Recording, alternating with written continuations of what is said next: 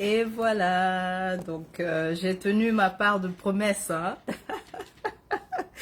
Il y a le frère qui avait demandé à entendre du balafon le 2 octobre. J'ai joué le balafon, cependant. C'est joué par Sori Diabaté. Voilà. Donc j'ai tenu ma part de promesse. Je pense pas qu'il est encore connecté, mais ce qui est sûr, j'ai fait ma part, ok? Donc, pardonnez aussi, je pense qu'on voit la fatigue hein, sur mon visage. Ouais, les cernes là. Mais bon, j'ai voulu quand même faire ce live parce que c'est nécessaire, voilà. Donc un peu fatigué aujourd'hui. C'est même pas un peu, c'est beaucoup. Beaucoup fatigué aujourd'hui. Mais on a quand même l'énergie de faire un live. Donc allons-y, ok? Donc la règle, comme d'habitude, décrivez-nous dans quelle ville, depuis quelle ville vous êtes connecté. Et puis voilà. Et puis aussi c'est très interactif, si je peux dire comme ça. Donc, n'hésitez pas à commenter, voilà, en tout cas, à bavarder, à écrire. Le sujet du jour, c'est la paralysie du sommeil, hein, parce que c'est revenu dans quelques échanges. Donc, je me suis dit, ben, ça serait bien d'en parler. Et surtout qu'il y a parfois aussi confusion entre la paralysie et puis le fameux voyage. Donc, j'ai voulu parler de ça. Et surtout, également, quoi faire lorsque ça arrive, ça nous arrive. Hmm. Mais avant, j'ai aussi envie de parler du contexte, c'est-à-dire on est dans quelle saison en fait on est énergiquement. Hein. C'est celle des hétéros, hein, les balances, au fait, la saison de la balance que j'appelle hétéro. Et donc, c'est le temps pour faire quoi? C'est le temps pour... qu'est-ce qui est favorable durant cette saison dans l'ensemble, hein, pour nous tous? C'est vrai que oui, ceux qui sont natifs de ce signe, c'est votre renouvellement, c'est votre période, vous fêtez votre tour. Mais pour nous, pour tout le reste aussi, est-ce que ça veut dire qu'on ne doit pas s'aligner avec l'énergie des balances? La réponse est si. On peut évidemment, en connaissant le thème en fait que gouverne la balance, on peut justement s'aligner avec leur thème. Donc, dans l'ensemble, c'est l'occasion de connecter ou plutôt de reconnecter. Voilà, donc s'il faut résumer ce signe, on va dire c'est ce qui relie, d'accord? Voilà pourquoi vous avez justement une balance et deux pôles au fait. On pense généralement à la question de l'équilibre, la question de la justice, mais vraiment de façon profonde, c'est pour, on va dire, relier, connecter au fait. Et ça fait du sens puisque c'est relier quoi? Relier toujours deux opposés, relier deux pôles, ainsi de suite. Donc, c'est le temps aussi pour faire tout ça en ce moment. C'est le temps aussi pour la beauté, hein, pour l'élégance.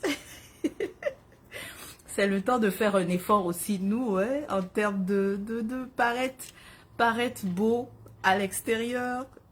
De la même manière qu'on fait l'effort de paraître beau à l'intérieur, c'est aussi l'occasion de paraître beau à l'extérieur. Voilà. Donc, c'est ça le thème de la saison balance. On veille particulièrement au rite du sacré, c'est-à-dire le chakra sacré. On veille vraiment à cette zone, à cette région. On fait attention à nos organes comme les reins, quoi d'autre. Aussi, au niveau des muscles, le diaphragme. Donc, on fait attention à cette région du sacré, au fait. On fait attention à notre vessie. En fait, ce qui est un peu vraiment ce qui est les organes qui sont concernés par le sacré. Quoi d'autre? Donc, Itepo, bienvenue. N'hésitez pas à nous dire depuis quelle ville vous êtes connecté. Le sujet du jour, la paralysie du sommeil. Mais j'ai commencé d'abord à parler de la saison, hein, la saison balance dans laquelle on est. Donc, ensuite, maintenant, arrivons à la fameuse paralysie, là, du sommeil. Donc, comme son nom l'indique, hein, comme son nom l'indique, on l'appelle paralysie et du sommeil. Évidemment, c'est, s'il faut littéralement la définir, c'est, voilà, ce qui arrive, comment est-ce qu'on est paralysé lorsqu'on dort? Littéralement, ok? Mais, si je veux le définir justement à ma façon, moi je dirais que ce qui se passe durant ce temps, évidemment ça a lieu durant le sommeil, mais ce qui se passe, ce que c'est que notre conscience en fait, durant le sommeil, est descendue dans le niveau le plus bas, dans le niveau donc des énergies les plus basses. Voilà, c'est comme ça que je peux donner une définition. En fait, si je dois définir moi-même en fonction de mon expérience, en fonction je dirais, de vouloir donner la définition aussi la plus simple, ça serait ça. Que donc notre conscience à nous va descendre dans le niveau le plus bas, n'est-ce pas? Et qu'est-ce que ça veut dire? Ça veut dire alors que on est sujet à faire la paralysie du sommeil, dans un contexte où on a eu, en fait, que ce soit une semaine ou bien des mois, on a eu des périodes où surtout certaines émotions les plus basses nous ont vraiment habité de façon majoritaire. Donc remarquez, la paralysie du sommeil va souvent survenir durant une période où vous avez eu vraiment, que ce soit beaucoup de sentiments, d'émotions les plus basses, que ce soit la culpabilité, que ce soit l'inquiétude, que ce soit on est stressé, on est anxieux, on pense, on est inquiet aussi. Donc quand on est dans des instances comme ça, pendant souvent aussi durant la nuit, ou bien que ça a été durant la journée, et sur plusieurs jours, on est sujet à cela. Donc, ce que ça fait, c'est que si on a passé donc des semaines, comme je dis, des semaines, des jours à être inquiet, anxieux, ou alors se sentir beaucoup de culpabilité, on est sujet à faire donc cette paralysie du sommeil. Ça veut dire que notre conscience, donc lorsque nous dormons, évidemment, la conscience, elle, n'est-ce pas, elle se promène, elle voyage. Alors, qu'est-ce qui a fait qu'elle est descendue dans le niveau le plus bas? C'est nous-mêmes qui l'avons amenée là, parce qu'on est resté dans la dimension la plus basse possible. Je viens de réaliser que j'ai oublié, il y a quelque chose que je voulais montrer, mais je l'ai pas apporté. C'est pas grave, je vais quand même en parler. Parce que puisque je parle de niveau bas, alors je fais référence à notre vibration. Nous vibrons, n'est-ce pas, à des degrés. Et donc, ce degré peut être mesuré. Et c'est ce qu'on appelle le taux vibratoire. Si vous avez entendu parler, vous pouvez commenter, ou si vous n'avez pas entendu parler, n'hésitez pas à commenter. Donc, c'est ça. Il s'agit donc de notre propre taux vibratoire.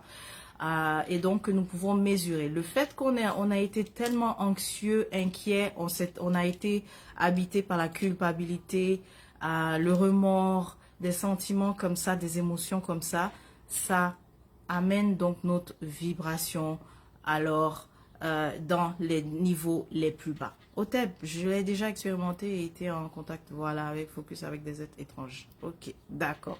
Je vais revenir sur ça. Avec une échelle, exactement, c'était le cadran de Bovis que j'ai oublié d'apprêter. Donc, je sais pas où... Il est quelque part. Voilà, c'est ce que je voulais montrer, le cadran de Bovis en fait, qui est l'échelle qui nous permet de mesurer notre taux vibratoire. On va utiliser ce qu'on appelle l'outil de Jyoti. On l'appelle le pendule, mais moi j'aime dire l'outil de Jyoti. Alors,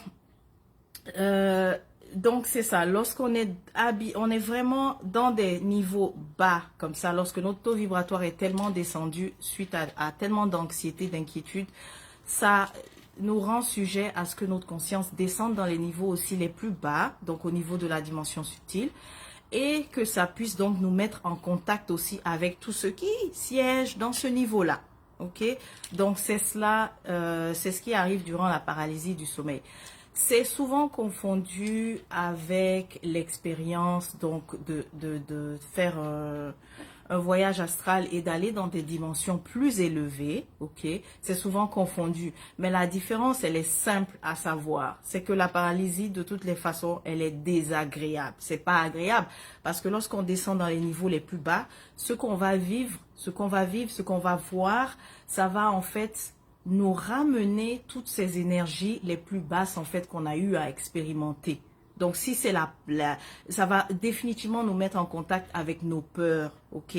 Donc, ce qui arrive durant la paralysie du sommeil, c'est que je dors et puis il arrive à un moment donné que je dors, mais je sais que je suis conscient, je suis lucide et je me retrouve donc dans un certain endroit et j'ai envie de me mouvoir, mais au niveau de mon corps physique, j'ai envie de le mouvoir, mais je n'arrive pas. Et je peux donc vivre alors quelque chose, des expériences, mais c'est désagréable. Ok, je peux par exemple, donc je suis plongée donc dans une sorte de rêve et je suis consciente à la fois, mais l'expérience elle est désagréable parce que ce rêve me fait vivre en fait certaines des peurs, des angoisses que j'ai eu à alimenter dans la vie, voilà, au quotidien. Ok, ça peut être, en tout cas c'est large, mais l'essentiel c'est qu'on vit vraiment, on est face à nos angoisses, donc on peut vivre donc un rêve qui est désagréable. J'essaye de me débattre de quelque chose, voilà, donc des choses comme ça qui sont désagréables. Voilà. Tandis que de l'autre côté, lorsque j'ai été plutôt lorsque ma fréquence, lorsque mon taux vibratoire a été élevé, c'est-à-dire que je n'ai pas fait preuve d'inquiétude, je n'ai pas été aussi bas, n'est-ce pas? Ma conscience donc va plutôt voyager et aller dans des plans supérieurs. Voilà, donc c'est ça la différence. C'est désagréable, ça nous met en contact avec nos angoisses. Et d'ailleurs, tu peux décoder justement, si tu te dis, tu n'arrives pas à définir ce que c'était, tu sais déjà que si c'était désagréable, tu le sais que c'est la paralysie du sommeil, ok? Mais tu peux également décoder ce que tu as vu, n'est-ce pas? C'est le genre de choses que tu as vu. Est-ce que tu as peur de manquer, en fait, des opportunités? Donc, tu risques aussi de faire une sorte de rêve où tu essayes de rattraper un train et qu'il n'arrive pas. Mais c'est vraiment accompagné des mêmes angoisses que tu as eu à vivre. Voilà, ou des peurs que tu as eu à vivre. Donc, c'est ce que ça va te ramener. Je suis en train d'en parler dans le sens que on doit le voir comme une expérience, ok? Comme une expérience tout simplement. Mais enlever la notion de est-ce que ça a été bien ou ça a été mauvais. Pourquoi? Parce que cette paralysie aussi nous permet de voir au fin fond de nous. Donc, lorsqu'on on est dans cette logique de vouloir toujours s'élever, lorsqu'on a eu cette paralysie, c'est l'occasion en fait pour voir, qu'est-ce qui reste encore en fait au fin fond de nous-mêmes.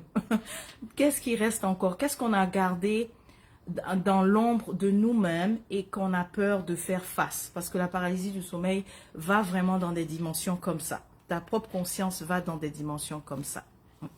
Ok? Voilà.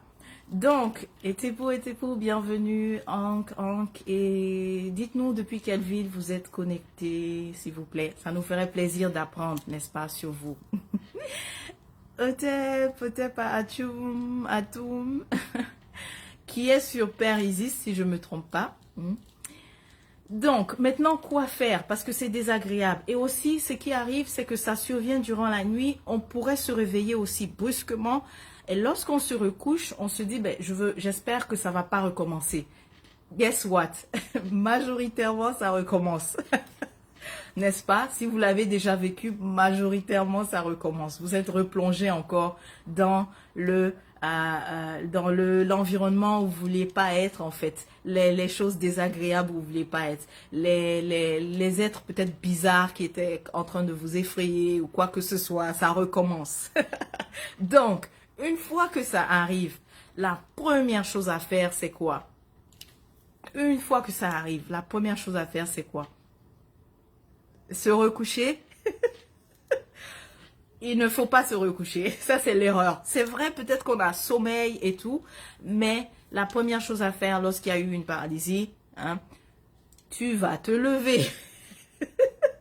Ok? Donc, tu vas te lever.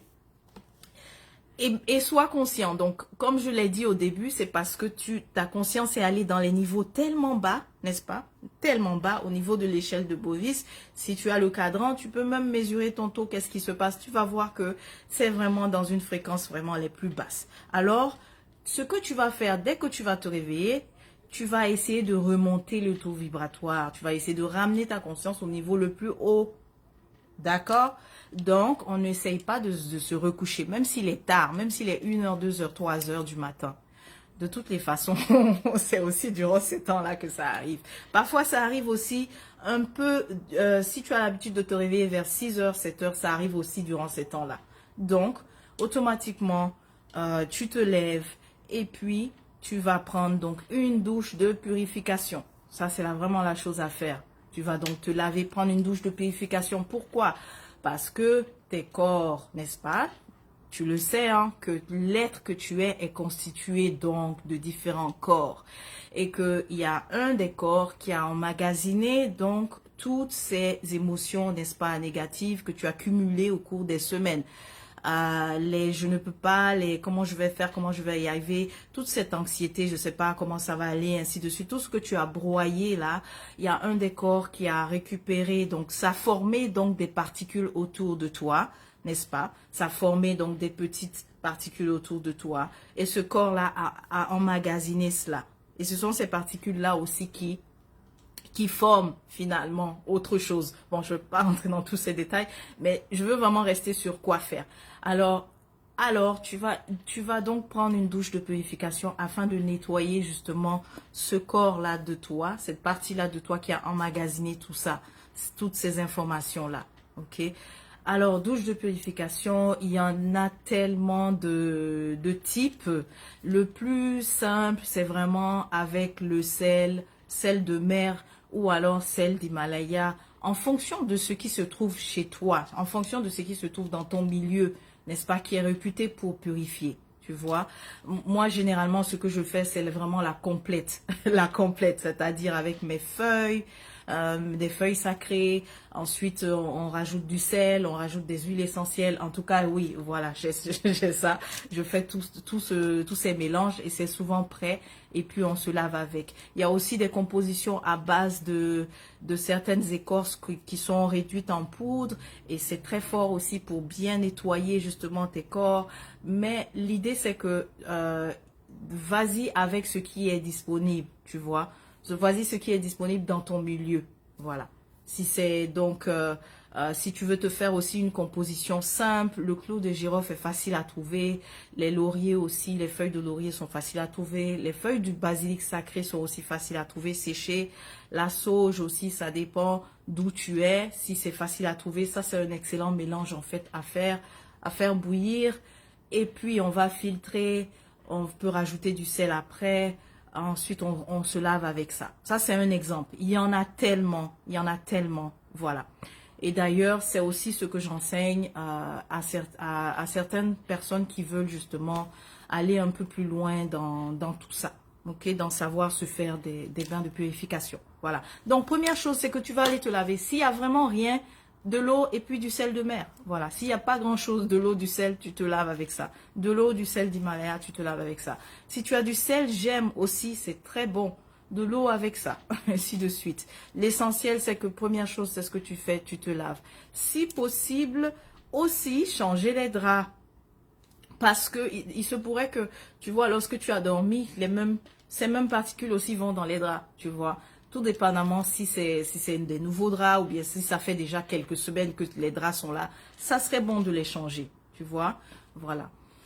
Et puis, parlons de ça, le drap pour les changer. Si tu es sensible, de toutes les façons, tu vas sentir aussi à quel moment il faut changer les draps. Parce que quand tu te couches, si vraiment les draps sont chargés, n'est-ce pas, des énergies résiduelles, tu peux le sentir. Ça a quand même des sensations, n'est-ce pas, sur le corps. Donc, voilà, si possible. Donc, première chose, se laver, douche de purification. Deuxième chose, si possible, changer les draps, si c'est nécessaire.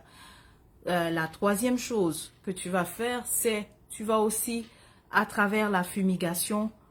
Voilà. Oh, super. Attendez, je prends une pause pour dire les lieux où vous êtes. Je vois Toulouse, bravo. Je vois le pays des Nippons, hein, le Japon, waouh. Je vois les Burnis, hein, j'aime bien dire les Burnis, qui est la Côte d'Ivoire, ou encore. Donc, en tout cas, bienvenue, Etepou, Iti. N'hésitez pas à continuer de dire depuis quelle ville vous êtes connecté, puis aussi à commenter. Donc, je disais que, pour revenir à quoi faire, tu vas aussi faire la fumigation. Donc, important de brûler une plante sacrée. Oui, changer les draps. Si, changer les draps. Et évidemment, j'espère que vous changez aussi... Pardon. J'espère que si... J'espère que vous n'allez pas le prendre mal. Mais question d'énergie, parfois faut pas juste changer les draps parce que c'est juste sale en fait, mais j'espère que vous changez aussi quand vous ressentez qu'il y a eu si vous avez laissé par exemple d'autres personnes dormir dans le lit, vous avez reçu par exemple des gens qui ont dormi dans le lit, c'est bon aussi de changer pour changer l'énergie, n'est-ce pas, parce que c'était l'énergie de quelqu'un d'autre. Ok. Voilà, donc fumigation aussi, était pour bienvenue. Nous sommes en train de parler de ce qu'il faut faire après cette désagréable paralysie du sommeil. Et je disais que faut pas, on va, Atoum. Donc, on va pas se recoucher, mais on va faire un certain nombre de choses. Voilà, on va faire un certain nombre de choses. Donc, après avoir pris la douche de purification et si possible changer les draps, on va également fumiguer. Donc avec une plante sacrée qui a ses feuilles qui permettent de purifier, de vraiment nettoyer l'énergie du lieu, on va fumiguer. Ici, j'ai de la sauge, mais vous pouvez utiliser aussi une autre feuille qui est vraiment disponible chez vous en fonction de où vous êtes. D'accord? En fonction de où vous êtes, vous pouvez utiliser justement ce que vous avez.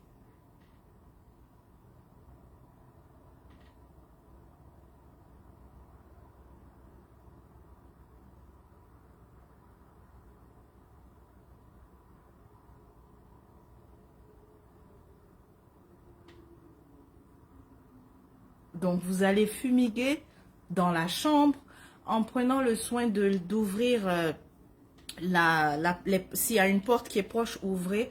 Une fenêtre aussi, laissez ouverte. Pourquoi? Parce que la sauge, elle va ramasser donc tous les résidus qui sont là dans le lit, n'est-ce pas? Et puis les faire sortir. Donc vous avez besoin d'avoir vraiment que ce soit la porte ou la fenêtre ouverte, ok? Et puis ce que j'aime avec la sauge, c'est qu'elle vous dit, elle va vous dire s'il y avait vraiment de quoi nettoyer là. Elle a une façon de se comporter. D'accord? Super. Elle a une façon de se comporter et elle communique au fait. À travers la fumée, elle communique. Ah ah. Vous avez écrit en co. Bienvenue.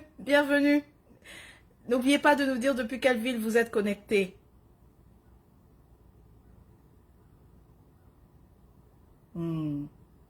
D'accord.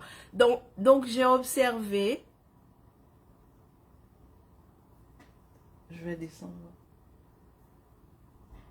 Qu'est-ce que tu veux? Ok. Là, merci. Waouh. Depuis, alors, Guadeloupe, j'aime l'appeler dans son nom authentique pour dire Karou Kera. Et la première fois que j'ai entendu Karou Kera, c'était avec notre paix à son âme, que son cas soit vivifié. Kalala Omotunde. Donc, depuis que je l'ai entendu dire Karokera, maintenant j'utilise Karokera pour appeler la Guadeloupe. Alors, ce qu'elle a dit, c'est que ici, c'était déjà assez nettoyé, mais que il semble avoir un peu plus loin d'autres endroits qui ont besoin de nettoyage. Voilà, c'est ce qu'elle a dit. Oh. Donc, la sauge, je l'aime parce qu'elle communique. Plusieurs fois, j'ai recommandé la sauge. Il y a des personnes aussi qui se sont procuré la sauge avec nous au lab. Et ils m'ont demandé, il y a des choses qui se sont passées par exemple. Ils m'ont dit, mais il y a eu ça, tout a brûlé, qu'est-ce que ça veut dire? J'ai mis la sauge et tout a brûlé, ça veut dire quoi? Bah, si tout a brûlé, tout s'est consumé là, très rapidement, eh bien ça veut dire qu'il était temps. Il était temps de purifier là, le lieu. C'était nécessaire, oh. Ok. Donc, la fumée, en fait, elle a tout un langage, au fait. On peut aussi l'interroger, ainsi de suite. J'ai oublié le nom de cette pratique. Donc, si on demande si on pose des questions à la fumée, n'est-ce pas? Il y a un thème pour ça, mais j'ai oublié. Ok. Si ça vous vient, n'hésitez pas à écrire et puis partager avec nous. Bienvenue Imhotep. Depuis l'Australie. Eh bien, bienvenue. Voilà, vous voyez, ça a beaucoup réduit, n'est-ce pas? Ça réduit, ça ne brûle pas beaucoup.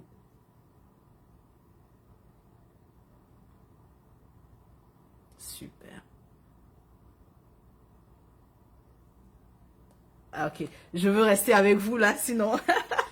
Donc, fumiguer, d'accord? Donc ça, c'est vraiment la chose aussi à faire pour fumiguer vraiment le lieu avec la plante sacrée que vous avez, n'est-ce pas, à votre disposition, qui est aussi, voilà, qui est aussi accessible, facile à trouver. Après ça, maintenant, vous êtes bientôt prêt à retourner vous coucher. Une fois que ça finit de brûler, hein, que tout est sorti par la fenêtre, vous allez maintenant, vous êtes prêt à vous coucher. Avez-vous un symbole sacré, n'est-ce pas? Que ce soit l'œil de rat, que ce soit Képri que je porte, que ce soit les Képri que je porte ici. Ils sont tellement beaux les Képri, je les adore. Si vous avez un symbole sacré, voilà, vous pouvez aller dormir avec. Okay. On peut aussi faire une méditation, on peut se recentrer après avoir saugé.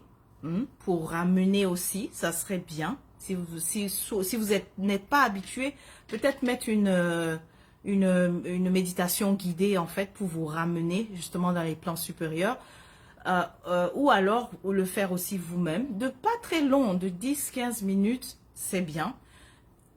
Mais c'est bon d'avoir un symbole, n'est-ce pas? Un symbole sacré avec vous. Vous pouvez le mettre, donc, si vous ne faites pas trop de mouvements quand vous dormez, vous pouvez le mettre comme ça, sur vous, sur le cœur. Ou alors, parfois, je mets aussi à côté de mon coussin, en tout cas, proche du lit, pour que ça puisse vous protéger et vous ramener, n'est-ce pas? Vous aider votre conscience à faire le voyage, n'est-ce pas, dans le plan supérieur, à remonter, ok, à remonter et arriver là. D'accord. Maintenant, au niveau de, j'ai voulu donner vraiment pour, on a vu la fumigation, on a vu se laver. Au niveau aussi maintenant des sons sacrés, parce que ça serait intéressant si jamais vous sentez pas à l'aise de faire la méditation, vous dites bon, je sais pas trop, est-ce que je médite ou est-ce que je médite pas. Voici donc un Eka qui veut dire un son sacré. Et on entend souvent mantra, n'est-ce pas? Mantra. Alors, Eka, c'est à peu près la même chose. Donc, voici un Eka que vous pourrez prononcer. Et ça même, c'est bon parce que si tu as du mal à te rendormir, tu peux le prononcer jusqu'à ce que le sommeil vienne te retrouver. Ok? Jusqu'à ce que le sommeil vienne te retrouver. Ok. D'accord. Là, ce que j'ai en train de causer, hein? Est en train de causer. Donc, Voilà, donc voici un Eka que vous pourrez prononcer. Hein. C'est le Eka de Sekhmet, c'est le Eka de Sekhmet, que vous pourrez prononcer pour vous aider à vous ramener encore, à ramener vraiment votre conscience dans le niveau supérieur. Ok, donc c'est le suivant, vous allez dire ça, Sekhem, Sahu, ça, Sekhem, Sahu. Ça, Sekhem, Sahu. Donc, vous pouvez répéter ça. Là, à présent, vous êtes dans le lit.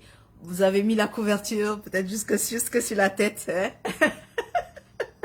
Est-ce que vous couvrez la tête quand vous dormez? En tout cas. Donc, voilà, peu importe. Mais au moins, quand tu t'es recouché, quand vous êtes recouché, vous pouvez répéter incessamment, sans fin. Ça, Sekhem, Sahu. Ça, Sekhem, Sahu. Ça, Sekhem, Sahu. Ça, Sekhem, Sahu. Ça, Sekhem, Sahu.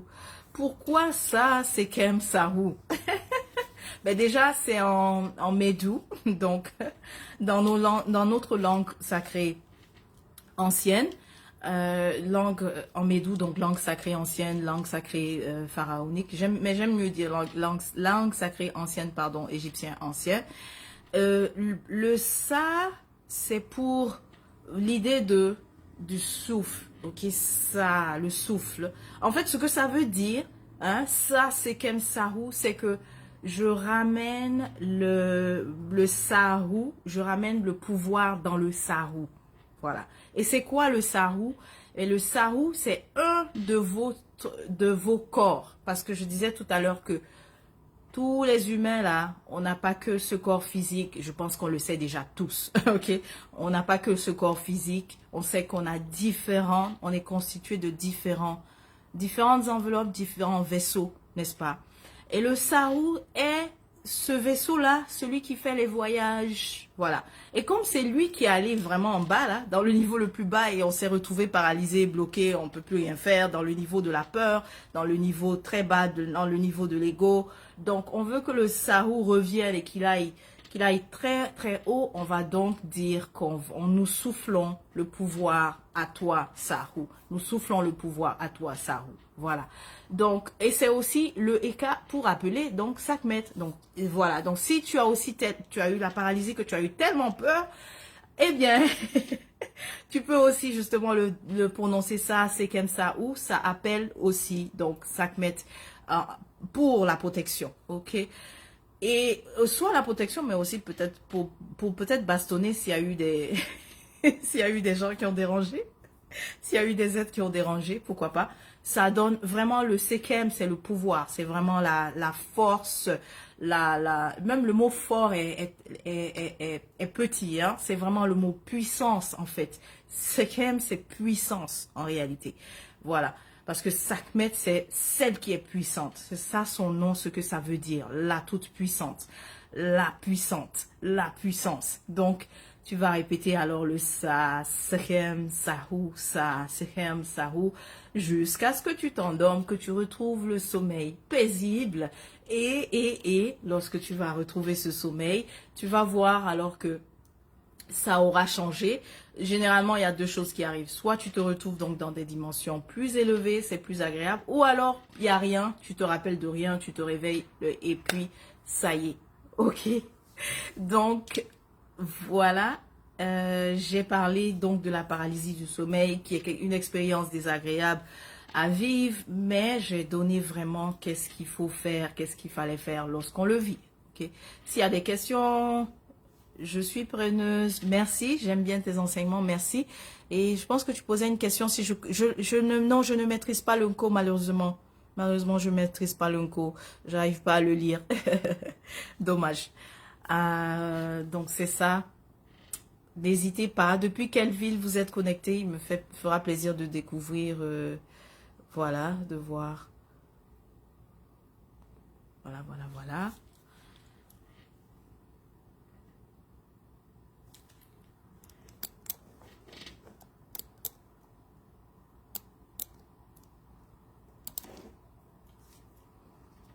Questions? Est-ce qu'il y a des questions? Ah oui, j'ai les cahiers de notes qui sont tellement beaux. Donc, j'espère que justement cette aventure, enfin aventure, j'essaie de traduire, le fait de le fait de dormir, c'est tout un voyage en soi, hein. Donc, tout un voyage en soi, votre conscience en fait voyage. Et il y a des rêves que nous faisons qui sont très symboliques. Voilà pourquoi j'espère que vous faites ce qu'on appelle enfin, journaling, c'est-à-dire écrire, voilà, l'écriture de vos rêves. J'espère que vous notez vos rêves, les plus significatifs. Et c'est vrai que parfois, on peut juste simplement voir des éléments qu'on avait vécu dans la journée. Bon, ça, on sait que c'est pas vraiment significatif. Mais s'il y a des rêves qui sont accompagnés d'une symbolique, c'est important donc de faire le journaling, c'est-à-dire les écrire. Et puis, la raison pour laquelle vous les écrivez, c'est que ça va, si le même jour que vous avez rêvé et vous avez noté, vous n'avez aucune idée de ce que ça veut dire, eh bien, le fait de repasser en fait plus tard, vous aurez la surprise de voir que vous avez une idée de ce que ça veut dire. Parce que si par exemple, ça annonçait quelque chose, c'était prémonitoire, et que vous l'avez noté, donc voici les cahiers ici. Donc si jamais vous voulez vous procurer les cahiers, on les a sur notre site labkuruma.org. Donc je disais que si vous avez noté et que vous revenez, donc vous faites la lecture de vos rêves, on va dire on est en octobre, donc en octobre, vous êtes en train de lire les rêves que vous avez faits au mois d'août. Il y a des fortes chances que vous avez maintenant une idée de ce que c'était. Et puis, vous arrivez aussi à avoir une progression. Vous arrivez aussi à voir, comment on appelle ça? Quels sont les thèmes aussi qui reviennent souvent? Quels sont les rêves aussi qui reviennent souvent? Donc, le fait de les écrire vous permet vraiment d'analyser, n'est-ce pas, individuellement vos rêves. Ça vous permet aussi de les décoder vous-même, en fait, n'est-ce pas? Parce que définitivement, définitivement, le titre du cas, il y en a plusieurs sur le site. Il y a différents modèles. Il y en a avec les Adinkra, il y en a avec O7, c'est-à-dire Aceta. Donc, il y a différents. C'est à vous de choisir ceux que vous aimez et puis vous pourrez les commander. Voilà. On a aussi des cahiers simplement dédiés pour écrire vos rêves, qui sont les cahiers de rêve.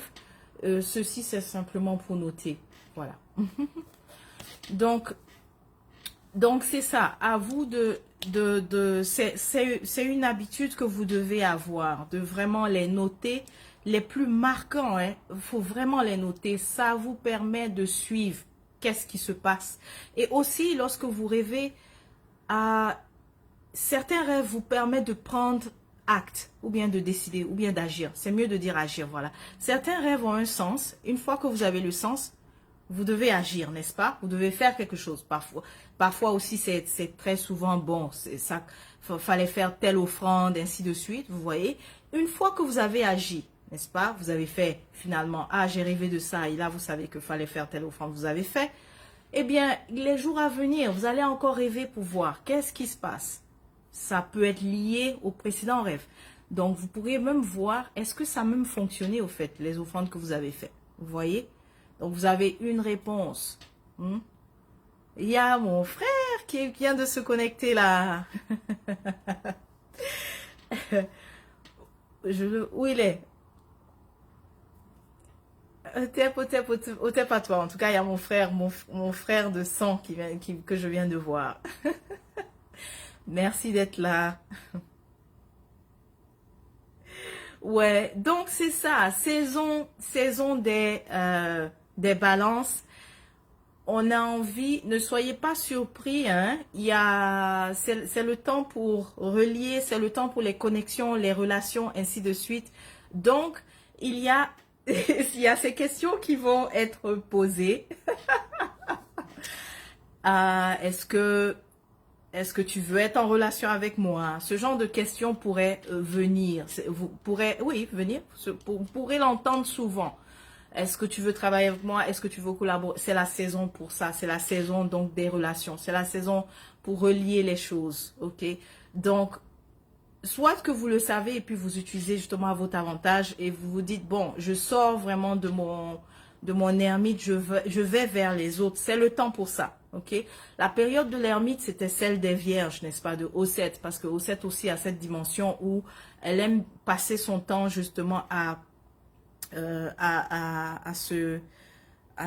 son temps à l'intérieur pour se connaître, pour apprendre, se découvrir.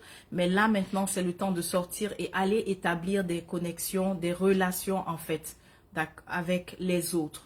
Et c'est le temps aussi d'établir des relations, mais des relations saines. Donc, c'est aussi le temps de guérir également nos relations. Mais c'est aussi le temps, si vous voyez que certaines relations s'en vont, sortent de votre vie, peu importe le type, il ne faut pas combattre, ok? Il ne faut pas, combattre n'est pas le mot. Je veux dire qu'il faut lâcher prise. Il ne faut pas, c'est pas le mot combattre. J'aime pas ça, j'ai pas employé le bon terme, mais vous me comprenez. Je veux dire qu'il ne faut pas trop s'y attacher. Donc, si en ce moment, certaines relations aussi s'en vont, sortent de votre vie, bah dites merci, n'est-ce pas? Voilà. Donc, des livres qui interprètent. Ouh là là, c'est qui ça qui passe? Lui, il établit quelle relation là? Des livres par rapport à notre paradigme, j'ai du mal à recommander des livres. Laisse-moi peut-être voir.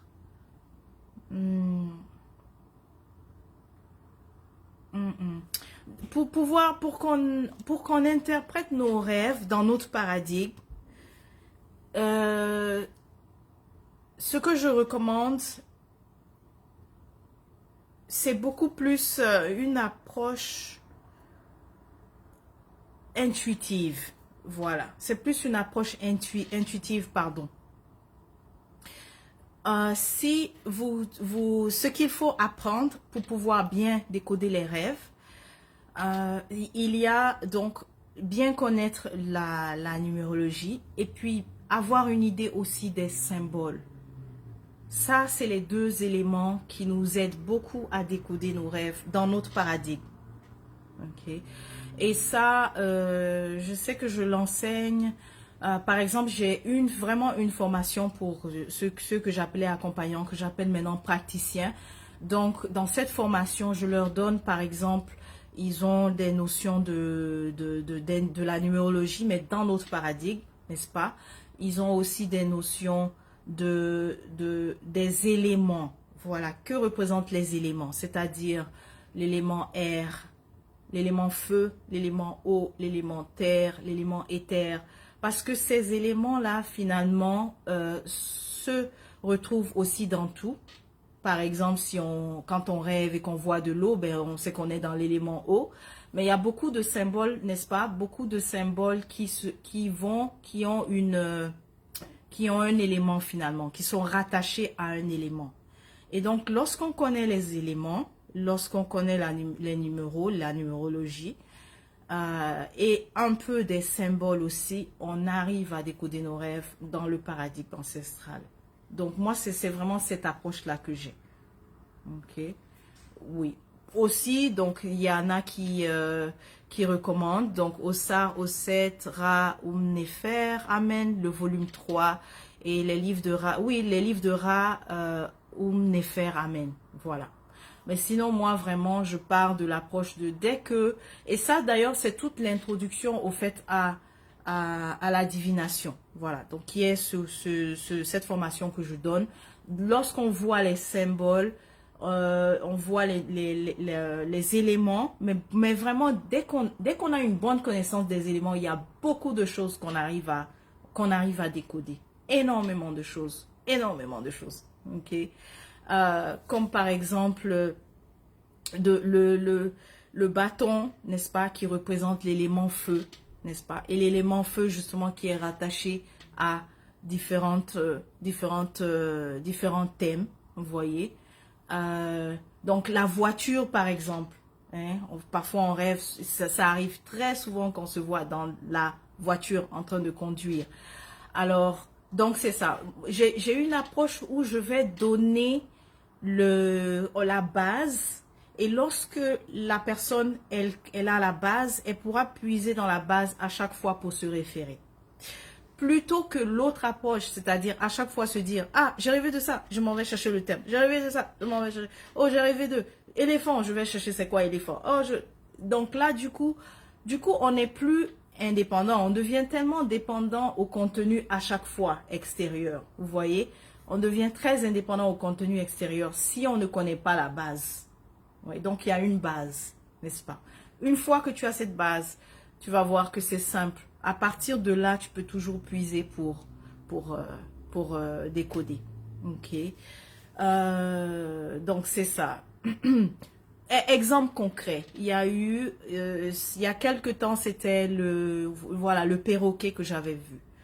Un perroquet, mais blanc, n'est-ce pas? Donc lui serait quoi? Dans l'élément air, au fait, n'est-ce pas? Parce qu'il vole, n'est-ce pas? C'est un oiseau, hein? Il vole. Mais élément air, mais c'est aussi la communication. Le perroquet, il passe son temps là-bas. Hein? C'est le plus, il parle. C'est celui qui parle, vous voyez. Donc on part de ce genre de symbolique-là. Mais aussi, attention, il y a le contexte, hein, de la personne. Donc le contexte aussi va faire que deux personnes, évidemment, vont rêver du même perroquet, mais le sens qu'on va dégager ne sera pas donc le même. Vous voyez, c'est ça. Donc, on peut savoir que des gens, par exemple, vont parler de nous, si on le voit, et puis aussi en fonction du contexte, comme j'ai dit, si on est souvent au travail, on est revenu vous voyez un peu ce que je veux dire. Donc, si il y a la question de, on a eu affaire avec des personnes, ça c'est le contexte de la personne, du rêveur, ainsi de suite. Et puis, par la suite, elle rêve de ça. Ou bien elle a eu des conflits et puis elle rêve de ça. Vous voyez?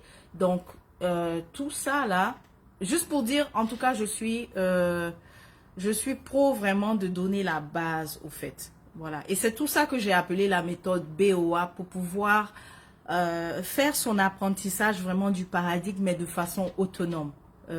Que à chaque fois, moi je veux pas que mes élèves à chaque fois m'appellent et disent j'ai rêvé de ça, c'est quoi, j'ai vu ça, c'est quoi, ainsi de suite. Je leur donne la base et à partir de la base ils arrivent à aller puiser dans la bibliothèque et puis dégager le sens, ok, voilà, de leur rêve. Donc là, on est arrivé à la notion de rêve. J'étais en train de parler de la saison, donc des balances, que oui, de laisser partir aussi si certaines relations, en fait, finalement, se sont effritées et que ça ne tient plus, certaines personnes sortent, laissez aussi les partir parce que c'est le temps de peut-être renouveler, c'est peut-être le temps d'avoir des nouvelles relations qui sont peut-être beaucoup plus alignées avec la dimension dans laquelle nous sommes, en fait, maintenant, ok? Donc, c'est ça. Et Tepou, bienvenue. N'hésitez pas à nous dire depuis quelle ville.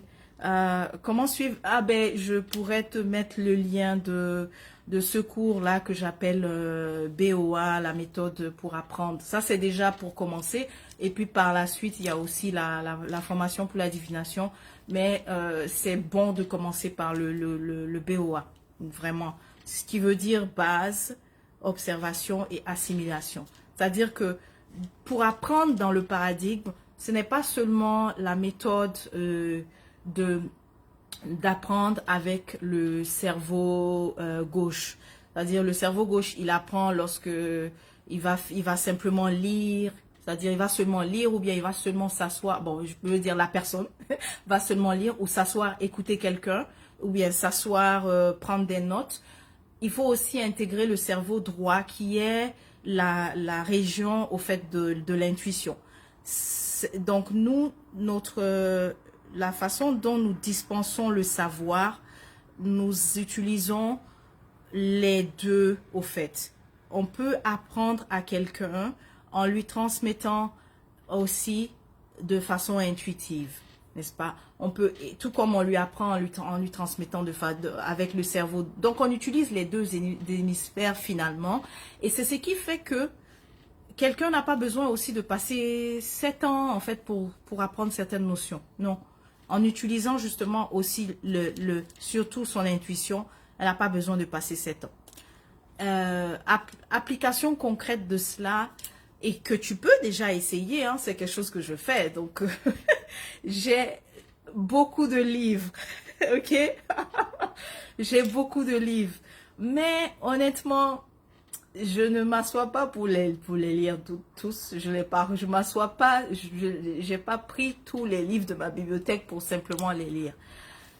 Il y a certains que lorsque j'ai besoin d'absorber ce qui est là-dedans, je vais prendre le livre, je vais dormir avec et je vais demander justement à mon intuition de le lire pour moi, n'est-ce pas? Et donc, les jours qui vont suivre, je vais être imprégnée de ce que le livre a dit. Mais en même temps aussi, je ne cultive pas également la dépendance au livre. C'est que j'ai confiance que je peux également intuitivement connecter pour recevoir ce savoir. Et donc finalement, j'utilise aussi après le livre pour vérifier. Parce que oui, c'est bon d'utiliser vraiment les deux intelligences lorsqu'on apprend. Donc oui, on peut se connecter, on peut donc méditer et télécharger la connaissance. Voilà, donc c'est ce qui fait aussi que tu n'as pas besoin de généralement, il y a parfois des vidéos qui enseignent, mais la vidéo peut être par exemple de 1 heure. Alors que tu peux t'asseoir, essayer de télécharger et puis par la suite te dire, bon ok, je vais regarder cette vidéo. Qu'est-ce qui va se passer? Ben, il va se passer que tu commences à regarder la vidéo et tu te dis, ah tiens, il va dire ça, il va dire ça, il va dire ça, il va dire ça. Et là, tu réalises que, waouh, j'ai eu à télécharger au fait, finalement, ce qu'on est en train d'enseigner. Donc, c'est ce genre d'approche qu'on doit aussi revenir. On doit faire le retour aussi à tout ça. Parce que on ne privilégie pas seulement la seule forme d'apprentissage qui est qu'il faut noter, qu'il faut simplement écouter. Donc dans le plan vraiment physique, on peut aussi connecter, n'est-ce pas, dans le plan subtil, aller chercher les informations, aller chercher le savoir et puis finalement vérifier par la suite. Ah tiens, j'ai téléchargé ça, mais je vais voir qu'est-ce qu'on dit dans le livre. Voilà, voilà, exactement. Totalement. Non, c'est ça, c'est pas vrai on va rester dans le mot de l'université là, où on lit là. Non. C'est pas vrai qu'on va simplement rester dans ce mode là. En fait, je réponds à ce que je viens de lire. Elle dit que je n'arrive pas à lire depuis 10 ans. Et ce que je suis en train de dire, c'est ce que je vis. Ce que tu es en train de dire, pardon, c'est ce que je vis. Je ne comprenais pas. Merci du message. Voilà, c'est ça. Oui, allons-y. Si on est pro-retour au paradigme des ancêtres, ça veut dire aussi être pro-retour à la connaissance également intuitive, à également télécharger la connaissance intuitive. Ça n'a rien d'anti-intellectuel. Au contraire, c'est très complémentaire. Ok? Et je vous dis, c'est tellement drôle parce que je m'amuse au fait. Je télécharge et puis par la suite, je prends justement le livre pour avoir les références. Et donc, en ce moment, j'ai ceux les fondements de la philosophie africaine de Bassong. Mais c'est fabuleux parce que je dis, bon, de tel chapitre, ben, apparemment, il va parler de ça et ça et ça. Et je prends le chapitre là et je souris en fait, en disant voilà, et tout. Et donc, c'est bon donc de télécharger et puis ensuite aller vérifier justement dans la théorie, aller prendre d'autres auteurs. L'harmonie du monde de Oscar Mfuma, ça je l'ai pris une nuit et puis c'était juste tralalalala. Et puis voilà quoi, je faisais juste passer, je dis ben voilà, voici ce que j'avais déjà en fait, pré-téléchargé. Mais c'est bon la référence aussi du livre parce que ça te permet d'avoir un support pour pouvoir expliquer également à ceux qui sont peut-être pas aussi ouverts à la poche intuitive, n'est-ce pas? Donc c'est purement complémentaire. Soyons pro cela, ok? Et aussi, l'autre chose, c'est que ça te permet, lorsque tu es arrivé aussi à ce niveau-là intuitif où tu sais que tu as téléchargé la connaissance et tu vas le vérifier dans les livres, dans les vidéos en fait qui sont disponibles, c'est que tu sais également que tu es en train de progresser, n'est-ce pas, dans ton parcours. Mais si tu sens que c'est toujours pour telle notion, ah, je dois encore aller lire, je dois encore aller regarder telle vidéo, là, dis-toi qu'il y a des... Tu dois... dis-toi que il faut que j'arrive à être... Il faut que je vise cette autonomie-là. Ok. Le thème, j'ai commencé par la paralysie, j'ai dit quoi faire parce que c'est une expérience désagréable. Ensuite, on est rentré dans les rêves. Et là, je suis en train de parler vraiment de la méthode BOA, c'est-à-dire apprendre, comment apprendre et de façon en fait autonome et aussi progresser pour reconnecter avec le paradigme en fait ancestral. Donc, comment apprendre intuitivement. Voilà, donc c'est ici qu'on est. Tu as reçu mon email, hein, j'espère. Oui, donc c'est ça, quand je l'ouvre, les premières pages, j'ai l'impression de connaître. Voilà, totalement. Donc les bases, les bases, les bases. Nous devons, pour pouvoir apprendre intuitivement et puis aussi pour être autonome dans comment vite décoder nos rêves ou bien comment vite comprendre certaines notions, il y a des bases qu'on doit avoir. Ok. Et donc ces bases-là, parlant de ces bases, il y a aussi, on doit s'intéresser à nos mythes, à nos cosmogénèses, ok, à nos différents mythes. Parce que beaucoup de choses, beaucoup d'éléments, nos mythes là, c'est incroyable. En tout cas, les mythes, le fait de les avoir lus, ça constitue une excellente base pour pouvoir comprendre d'autres notions au fait. Plus tard qu'on ne comprend pas. Les mythes nous permettent par exemple de comprendre les Nétérous, les mythes nous permettent de comprendre nos gardiens, les orishas, ça nous permet vraiment de les comprendre, mais de les comprendre à différents niveaux, n'est-ce pas? Différents niveaux, c'est-à-dire non seulement sur le plan métaphysique, mais non seulement aussi sur le plan de comment même fonctionner, sur le plan philosophique, n'est-ce pas? Sur le plan pratique en fait. Moi je suis tellement surprise que plusieurs personnes voient seulement le paradigme d'un point de vue théorique, alors que c'est tellement pas vrai, parce que c'est ce paradigme-là dont on parle, c'est carrément l'école de vie, en fait. Ça nous permet de vivre, et puis mais surtout, ça nous permet de savoir comment penser de nouveau, n'est-ce pas? Comment même réfléchir de nouveau, si je peux dire ainsi. Voilà, voilà. Donc, écoutez, mes yeux, mes cernes là, désolée, j'avais les yeux fatigués. Mais ce fut un plaisir de couvrir tout ce sujet. Si ça vous a, surtout la dernière notion dont j'ai partagé, vous a intéressé, bah, je vois tout ça en fait avec vous dans le cours qu'on appelle BOA. Je mettrai le lien promis en bas de la vidéo. Souvent, je promets de mettre les liens, après j'oublie, mais je le ferai. Je le ferai, ok. Voilà.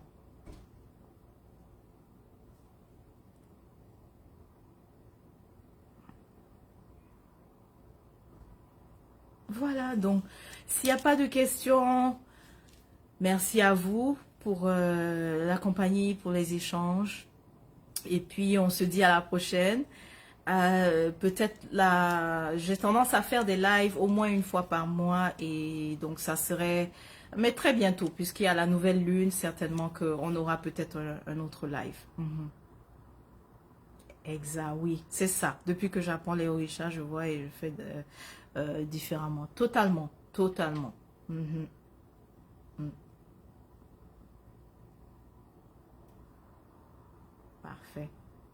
Donc, la famille, on se dit à la prochaine et puis portez-vous bien d'ici là. N'oubliez pas d'aller liker aussi la page qui est Kurumalab. Donc, je publie régulièrement les vidéos ainsi de suite qui viennent de la chaîne Kurumalab.